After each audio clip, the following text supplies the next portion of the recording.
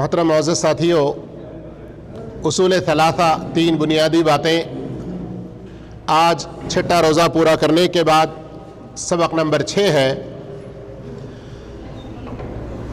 امام محمد بن عبد الوہاب رحمہ اللہ فرماتے ہیں وَأَنْوَاعُ الْعِبَادَةِ الَّتِي أَمَرَ اللَّهُ بِهَا،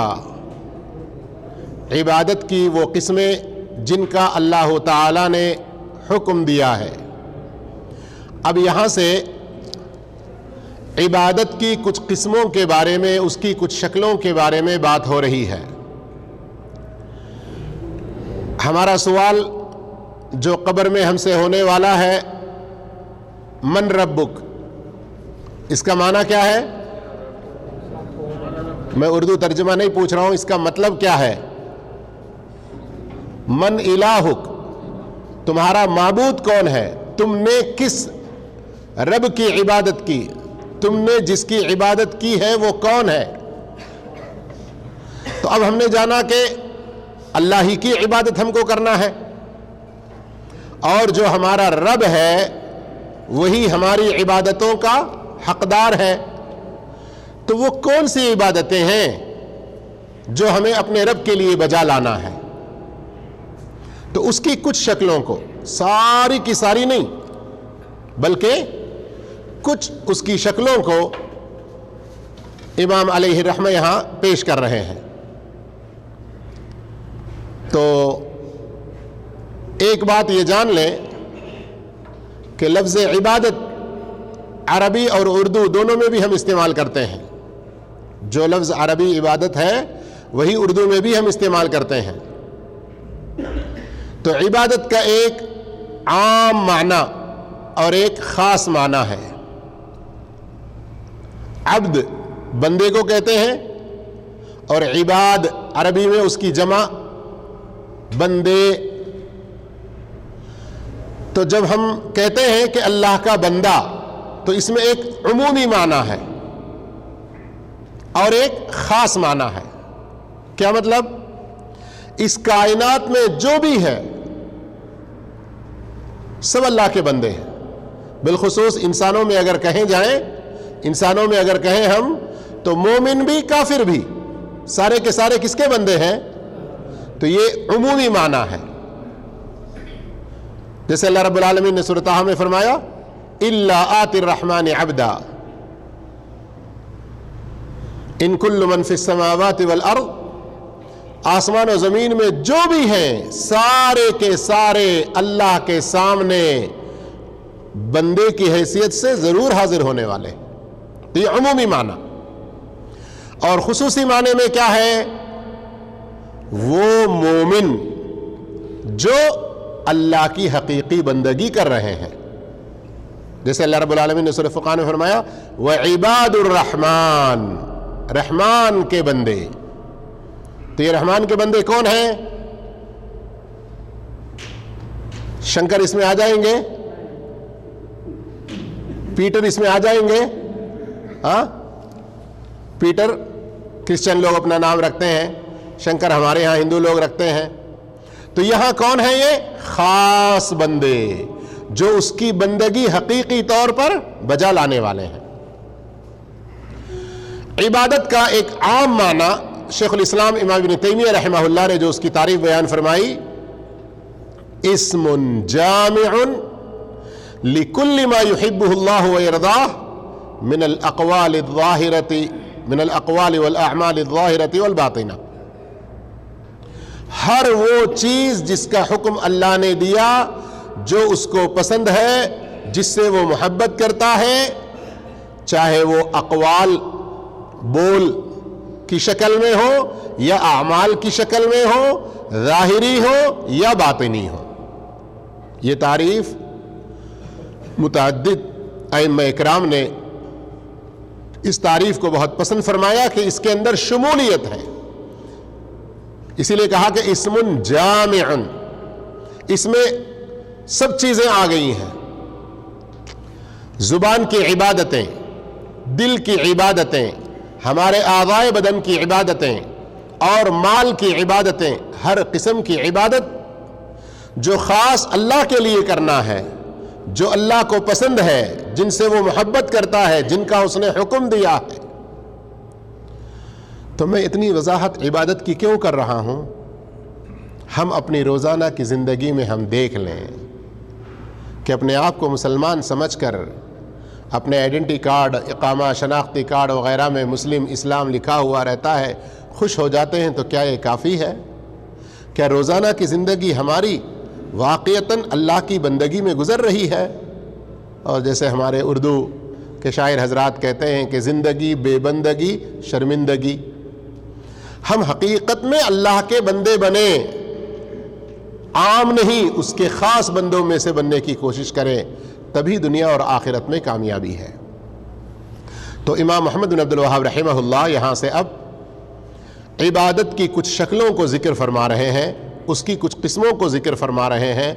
پہلے تو وہ گنا دیتے ہیں کچھ، پھر اس کے بعد ہر ایک کی دلیل بھی لے آتے ہیں، جیسے فرمایا مثل جیسا کہ الاسلام والایمان والاحسان، حدیث جبریل کے اندر ان تینوں کا ذکر ہے، ان کو دین کے مراتب کہتے ہیں۔ اس کی تفصیل آگے آئے گی انشاءاللہ۔ کہاں آئے گی آگے؟ من ربو کا، یہ سبق چل رہا ہے ابھی، اس کے بعد ما دینو کا، تو جب ما دینو کا سوال ہوگا نا، اس کے جواب میں اس کی تفصیل آ جائے گی۔ عبادت کی قسموں میں سے دعا، خوف، ڈر جسے ہم کہتے ہیں، رجا یعنی امید، توکل بھروسہ، رغبت یہ بھی امید کی ایک شکل ہے، مزید تفصیل آگے آئے گی۔ رہبت یہ بھی ڈر کی ایک شکل ہے، تفصیل آگے آئے گی۔ والخشوع انکساری عاجزی، والخشیہ یہ بھی ڈر کی ایک شکل ہے جس کی تفصیل آگے آئے گی۔ والانابہ پلٹنا، اللہ کی طرف رجوع ہونا۔ والاستعانہ مدد طلب کرنا۔ استعاذہ پناہ طلب کرنا۔ استغاثہ فریاد طلب کرنا۔ والذبح ذبح کرنا۔ والنذر منت نذر۔ وغیر ذالک ان کے علاوہ اور بھی من انواع العبادہ عبادت کی بہت ساری قسمیں، التی امر اللہ بہا جن کا اللہ نے حکم دیا، کیا ہے؟ کلھا للہ سارے کے سارے کس کے لیے بجا لانا ہے؟ صرف اور صرف اللہ کے لیے بجا لانا ہے۔ میرے بھائیو، للہ جب کہتے ہیں نا تو یہ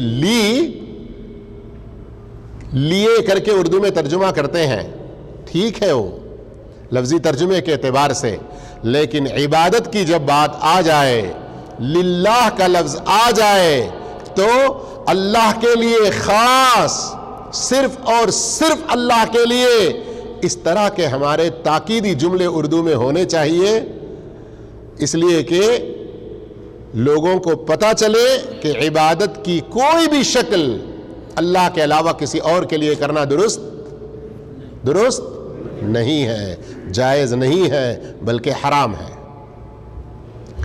عبادت کی ساری قسمیں، اس کی ساری شکلیں صرف اللہ ہی کے لیے بجا لانا ہے۔ کیا دلیل ہے اس کی؟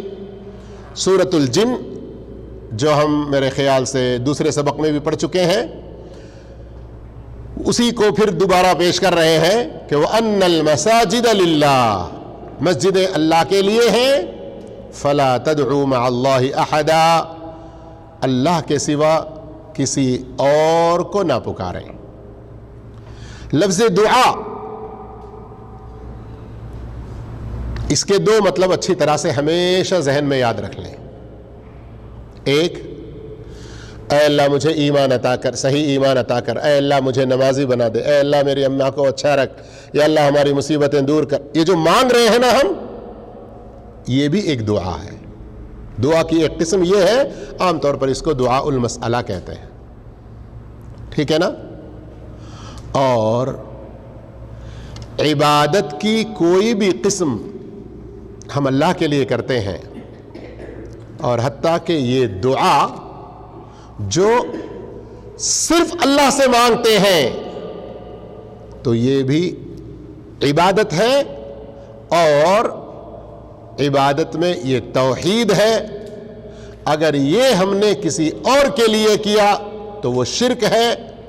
تو دعا مانگنے، اللہ سے کچھ طلب کرنے، اس معنی میں بھی آتا ہے، اور دعا عبادت کے معنی میں بھی آتا ہے۔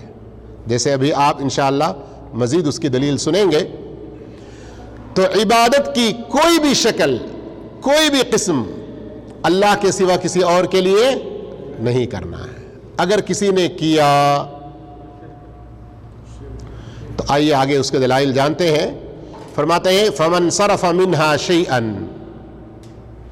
فمن صرف منها شيئا، عبادت کی کوئی بھی قسم لغیر اللہ، اللہ کے علاوہ کسی اور کے لیے کیا، فہو مشرک کافر، تو وہ مشرک اور کافر ہو جائے گا۔ وہ کیا ہو جائے گا؟ مشرک اور کافر ہو جائے گا۔ اللہ اکبر، اللہ المستعان۔ اللہ ہمیں بچائے اس شرک اور کفر سے۔ یہاں ذرا رک کر بڑی اہم بات توجہ سے سننا ہے۔ یہاں جو فرمایا کہ مشرک اور کافر ہوگا، تو حکم کے اعتبار سے تو وہ مشرک اور کافر ہوگا، لیکن میں اور آپ کسی آدمی کو دیکھے ہیں کہ وہ غیر اللہ سے دعا کر رہا ہے، غیر اللہ کی نظر و نیاز کر رہا ہے، فوراً اے مشرک، اے کافر، ایسا کہنے کا ہمیں حق نہیں ہے۔ سمجھیں بات کو؟ جیسے کوئی آدمی جان بوجھ کر نماز چھوڑ دے، حدیث میں ہے نا من ترک الصلاۃ متعمدا فقد کفر، تو اس نے کفر کیا۔ تب ایک آدمی کو ہم نے دیکھا ایک وقت کی نماز چھوڑ دیا، تو کیا ہم فوراً اس کو کافر کہیں گے؟ تو ہم کسی آدمی کو خاص طور پر کافر کہہ کر فتویٰ لگانا، بلانا، یہ الگ مسئلہ ہے، اور ایک عمومی طور پر کہنا کہ جو بھی آدمی نماز چھوڑے گا کافر ہو جائے گا، جو بھی آدمی عبادت کی کوئی قسم کسی غیر اللہ کے لیے کرے گا تو مشرک ہوگا، یہ عام حکم ہے، ایسا کہنا جائز ہے۔ اللہ کے رسول صلی اللہ علیہ وسلم نے فرمایا لعن اللہ شارب الخمر، شارب الخمر، شراب پینے والے پر اللہ کی لعنت ہے۔ اب ایک مسلمان کو ہم نے دیکھا کہ اس نے شراب پیا، ارے ملعون، ایسا کہہ سکتے ہیں؟ تجھ پر اللہ کی لعنت ہو۔ کیوں بھائی، مجھے کیوں لعنت دے رہا ہو؟ میں نہیں دے رہا ہوں، اللہ کے رسول نے حدیث میں کہا، ایسا کہہ سکتے ہیں؟ فرق سمجھ رہے ہیں آپ؟ ایک ہوتا ہے نقصان، خطرہ بیان کرنے کے لیے ایک عام انداز میں کہنا شراب پینے والے پر لعنت ہے، نماز چھوڑنے والا کافر ہے، عبادت کی کوئی بھی قسم غیر اللہ کے لیے کرنے والا مشرک ہے، یہ عام حکم ہے۔ لیکن جب کسی آدمی کو ہم دیکھیں تو فوراً اس کو مشرک یا کافر یا ملعون ایسے نہیں کہنا چاہیے۔ یہ کہنے کا حق کس کو ہوگا؟ وقت کے حاکم کو ہوگا، یا وقت کا جو سب سے بڑا مفتی اور عالم جس کے سامنے اس آدمی کو پیش کیا جائے، اس آدمی کو شرعی طور پر اس مسئلے کا حکم سمجھایا جائے، اور پھر وہ نہ مانے، تب جا کر اس کے کافر یا مشرک ہونے کے بارے میں فتویٰ دیں گے، شخصی اور خاص طور پر۔ تو یہ جان رکھنا بہت ضروری ہے، ورنہ آج کل ہمارے ہاں لوگ ہر کوئی، میں کوئی اپنی طرف سے بات کر رہا ہوں، میں تو حدیث میں پڑھا ہوں اس لیے وہ کافر ہے۔ تیرا حدیث کا پڑھنا ابھی الف بے میں بھی تو نہیں ہے، تو فتویٰ دینے کے قابل نہیں ہے۔ بات سمجھ میں آ رہی نا؟ یہ آج ہمارے درمیان تکفیر کا مسئلہ لوگوں کو کفر اور فسق اور فجور اور لعنت وغیرہ کے فتوے لگانے کا بہت عام ہو رہا ہے، اس سے ہمیں بچنا چاہیے۔ جس کسی نے عبادت کی کوئی قسم غیر اللہ کے لیے کی وہ مشرک اور کافر ہو گیا۔ دلیل کیا ہے اس کی؟ سورۃ المؤمنون آیت نمبر 117، وَمَن يَدْعُ مَعَ اللَّهِ إِلَٰهًا آخَرَ، جو اللہ کے سوا کسی اور کی عبادت کرتا ہے، کسی اور سے دعا کرتا ہے، لا برہان لہ بہ، قرآن کا ایک اٹل فیصلہ اچھی طرح سے سن لیں اور یاد رکھ لیں. سورۃ المؤمنون آیت نمبر 117. لا برہان لہ بہ، اللہ صاف فرما رہا ہے کہ ان کے اس شرک کی دلیل ان کے پاس بھی نہیں ہے. اور ہمارے کچھ داعی لوگ ہیں یا کچھ ایسے مسلمان جب کسی کو شرک سے روکتے ہیں، کسی کو توحید کی دعوت دیتے ہیں، تو کہتے ہیں بھئی ان کو ان کے حال پہ چھوڑو نا، کیا ان کو بلانے کی ضرورت ہے، کیوں ان کو یہ دعوت دینے کی ضرورت ہے، وہ بھی تو اپنے طور پر اپنی کتاب اور اپنی سمجھ کے مطابق سچ پہ ہوں گے نا. یہ بکواس ہے. اس کائنات میں جو بھی شرک کر رہا ہے، قرآن کی یہ بات سن لیں، لا برہان لہ بہ، اس کے پاس اس شرک کی کوئی دلیل نہیں ہے.